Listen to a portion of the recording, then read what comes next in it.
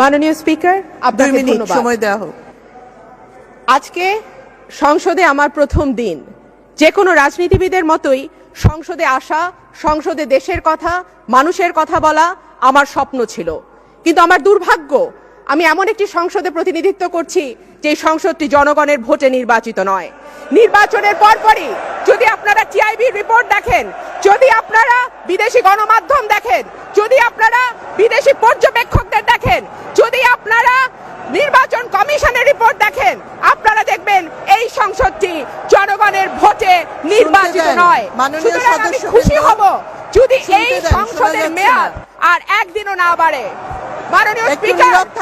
মাননীয় স্পিকার, আমি এমন একটি সংসদে দাঁড়িয়ে আছি যেই সংসদে তিনবারের সাবেক প্রধানমন্ত্রী, আপসহীন নেত্রী, গণতন্ত্রের জন্য যিনি বারবার কারাবরণ করেছেন, বাংলাদেশের জনমানুষের নেত্রী, যিনি জীবনে কোনোদিন কোনো আসন থেকে কোনো নির্বাচনে পরাজিত হন নাই, সেই বেগম খালেদা জিয়া এই সংসদে নাই।